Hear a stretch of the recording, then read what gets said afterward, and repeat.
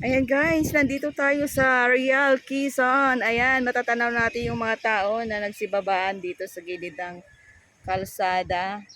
Kasi maliligo sila sa ilog. Ayan, siguro dun sila banda sa may dolo ng kaunti kasi mas maganda dun ang ang ilog. Mas malalim siguro. Ayan, yun sila, nagbabaan sila. Ito yung mga service nila.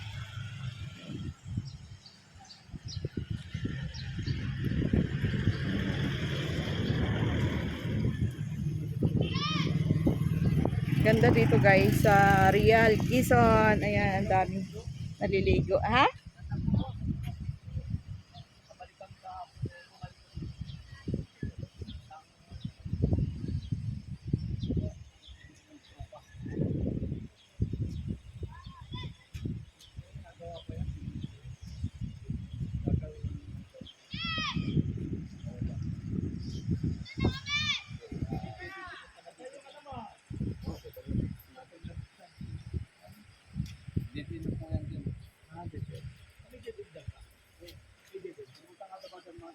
Falls daw yan, sa doon, malinis daw. Ah, saan sa dulo? Sila lang nga daw pumunta kahapon nandito tapos bumalik ulit.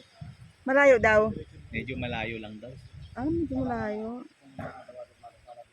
Pero maganda daw. Maganda daw, binalikan na. Susunod na lang, punta tayo dyan. Susunod guys, maliligo tayo dyan. Kasi ano lang naman tayo dito ngayon. Nag-road trip lang naman tayo. Ayan. Falls pala yan guys. Dyan sa may, ano na yan, sa may dulo ng kaunti. Kaya maraming pumunta doon. Oh. Maliligo siguro sila. Tapos ito palang dulo ng kalsada na to guys. Mauban daw ang kadugtong yan. Kaso ginagawa pa daw. Kaya hindi tayo pwede dumiretso. Kasi dead end na daw yan. Hindi pa tapos yung kalsada. So ang gagawin natin, babalik tayo dun sa Real sa may malapad. Yun. Doon tayo babalik tayo. Ang laki ng puno na to guys. Oh. Ang laki oh. Pagdating dito sa Quezon talaga guys, grabe yung nature at saka yung yung dami ng falls.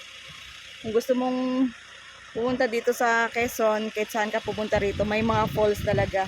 Hindi ka mauubusan ng falls pag dito ka pumunta sa Quezon guys, kahit saan Quezon.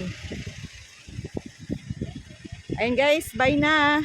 At tayo babiyahe na, pabalik na ng Manila.